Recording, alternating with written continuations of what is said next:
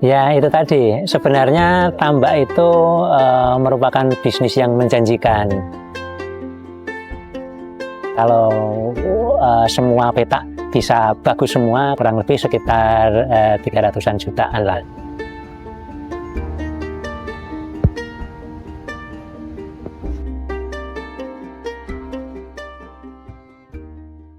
Sobat Tambak, perkenalkan saya Amiruddin dari Kabupaten Pacitan, kecamatannya Pacitan juga, desanya Tanjung Sari. Saya sudah sekitar 5 tahunan menjadi petambak.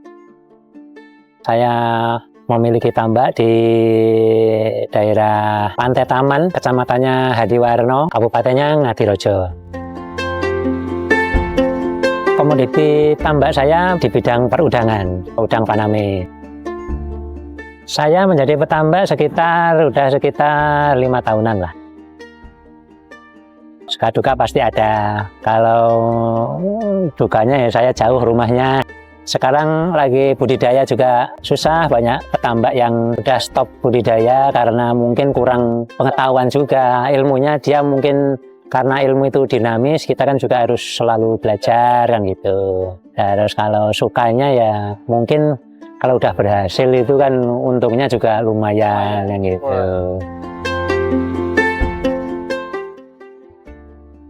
Saya ini punya 5 peta, meskipun luasannya juga nggak terlalu luas lah, tapi ya lumayan lah. Saya punya 5 luasan kurang lebih 600 meter persegi, kurang lebih total sekitar 3.000-an lah. Dari 5 peta itu sekitar 3.000 meter, kita isi sekitar 50.000 lah. 50.000 berarti kalau 5 peta kita isi sekitar 250.000 ya. Itu kalau optimal mungkin bisa sepeta 50-an juta bisa dapat lah kalau hasilnya optimal. Kalau semua peta bisa bagus semua, kurang lebih sekitar 300-an jutaan lah. Sebenarnya kalau kita udah tahu cara berbudidaya, itu kerugian sebenarnya bisa kita tekan. Artinya seperti ini, orang budidaya itu kan untuk keberhasilan ada banyak faktor. Yang satu mungkin dari benur bisa, kalau kita bisa dapat benur yang bagus, terus nanti pengelolaan airnya juga bagus, mungkin hasilnya kan juga bisa optimal. Kalau benurnya mungkin kan ada juga benur yang kurang bagus, mungkin performanya kurang, meskipun kita olah airnya bagus, tetap kurang bisa optimal, dan itu hasilnya kemungkinan ya kita bisa panen tapi masih belum ada untung yang besar. Paling tidak kalaupun belum untung kita bisa menutup menutup biaya operasional lah. Jadi kalau rugi kita ya pasti rugi waktu aja, jangan sampai rugi finansial gitu. Makanya kita harus tetap selalu belajar karena ilmu itu dinamis, penyakit juga dinamis, penyakit juga kan selalu muncul, mungkin penyakit baru, makanya kita harus mengikuti gimana cara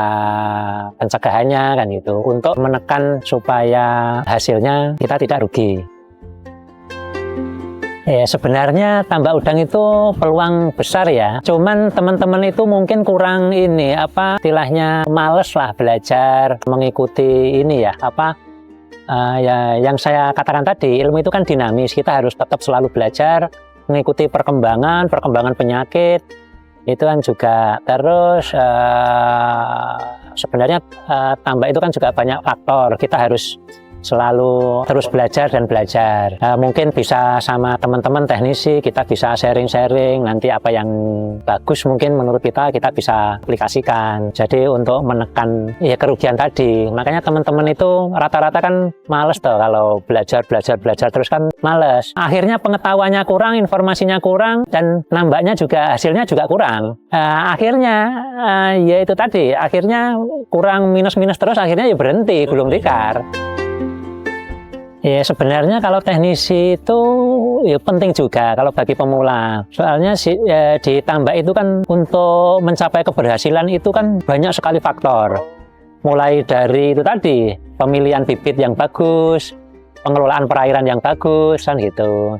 Dan untuk pengelolaan perairan yang bagus, kalau untuk pemula kan juga harus belajar mungkin dari ada teman-teman teknisi yang bisa kita ambil informasinya gitu. Nah, sebenarnya basic paling utama kalau menurut saya itu kita itu kan harus pelihara mikroalga. Mikroalga itu kan musuh utama dari Vibrio dan sekaligus untuk peneduh si udang. Karena si mikroalga atau plankton itu kalau dia udah tumbuh bagus di perairan itu kan nyaman juga. Terus dia juga bisa untuk memutus toksiknya Vibrio. Jadi Vibrio itu musuh terbesarnya kan paling utama kan mikroalga, plankton itu paling utama. Bagus juga kita lapisi dengan probiotik juga. Itu basic paling utama. Kalau saya plankton itu nomor 1. Terus nanti kita bantu dengan probiotik untuk pelapisnya, untuk pertahanannya, biar si Vibrio itu nggak menyerang, nggak mengeluarkan toksiknya. Itu paling utama sih. Kalau itu mikroalga atau plankton itu tidak tumbuh dengan bagus, pasti nanti perairan pasti goncang. Ya itu tadi, selain plankton kita juga harus belajar kita harus, kalau probiotik sih rata-rata hampir ini ya, banyak produk juga untuk pelapisnya si mikroalga. Itu penting juga kalau saya.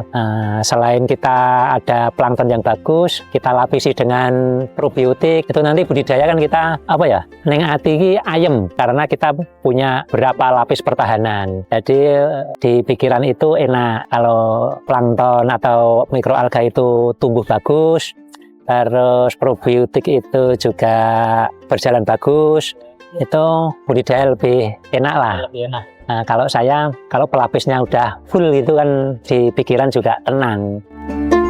Oh ya, karena kita pakannya pakai pakan pelet tenggelam ya. Nah, kita harus cek atau kontrol pakannya menggunakan anco tadi. Kalau anco kita angkat, kalau saya kan pakai ukuran 1 jam lah, paling tidak 1 jam. Anco itu harus habis. Kalau anco itu habis, berarti di pelataran tambak itu pakan sudah habis semua. Karena udang biasanya yang dimakan itu kan yang di pelataran dulu. Nanti kalau di pelataran udah habis, dia baru naik ke anco. Kalau anco habis, berarti yang di pelataran juga habis. Tapi kalau anco masih, ya kemungkinan di pelataran juga masih.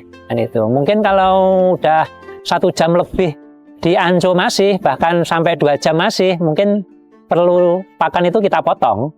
Itu pentingnya kontrol pakan melalui anco. Vibrio itu kan jadi momok pembudidaya ya. Vibrio itu kan bisa menyebabkan berbagai macam penyakit timbul kan itu. Makanya kalau ada produk-produk probiotik yang bisa membunuh Vibrio, sebenarnya saya itu tertarik. Cuman sampai saat ini rata-rata probiotik itu kan untuk mencegah aja, menekan, dia tidak membunuh Vibrio. Jadi cuman untuk menekan biar Vibrio itu tidak mengeluarkan toksiknya. Sama juga mikroalga kan juga fungsinya dia untuk mencegah keluarnya toksiknya si Vibrio. Kalau mikroalga bagus, Vibrio pasti tidak mengeluarkan toksiknya. Begitu juga dengan probiotik. Kita aplikasi probiotik itu kan juga untuk menekan biar si Vibrio itu kan tidak mengeluarkan toksiknya. Jadi penyakit-penyakit itu tidak timbul gitu. Makanya yang kalau saya ada probiotik yang bisa membunuh Vibrio, mungkin sama-sama bakteri ya, yang 1 gram positif, 1 gram negatif, mungkin gram positif itu bisa tidak hanya menekan tapi membunuh Vibrio. Nah itu yang saya cari ya seperti itu. Kalau ada, memang saat ini termasuk menjadi momok para petambak itu ya Vibrio itu.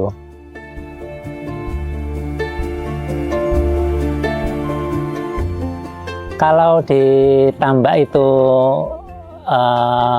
lingkungannya kurang kondusif, dalam artian plankton kurang bagus, mungkin probiotik juga berjalan kurang optimal. Akhirnya kan Vibrio kan merajalela di budidaya kita, di udang kita. Kemungkinan bisa lebih 50%? Bisa lebih. Berapa Pak? Kalau kita pertahankan terus, kalau Fibri udah merajalela, kalau ya mungkin bisa sampai 75% bisa habis, bisa menyebabkan banyak kematian. Untuk pencegahan Vibrio biar nggak merajalela, ini saya menemukan probiotik yang dimana kandungannya ada di probiotik ini ada Vibrio killernya. Dia selain ada probiotiknya juga, dia ada Vibrio killernya. Mungkin di Indonesia baru ada satu-satunya ini. Bahkan mungkin di Asia mungkin baru ini. Namanya Optima Vanami Guard. Ini saya udah aplikasi ya, alhamdulillah lumayan efektif. Di air juga lebih lebih stabil.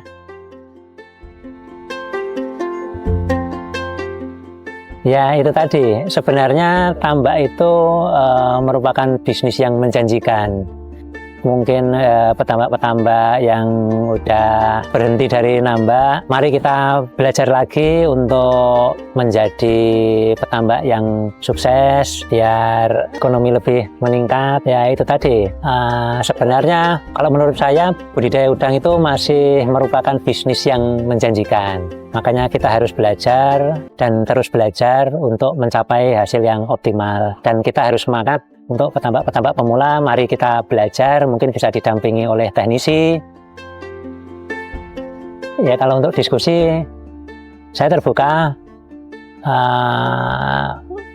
Kita sharing ilmu, barangkali dari saya ada ilmu yang bermanfaat, dari teman-teman juga ada ilmu yang bermanfaat yang bisa saya pakai. Dan kita selalu belajar bareng untuk bertukar pikiran. Mungkin yang baik bisa kita aplikasikan di tambak, kita ambil yang baik.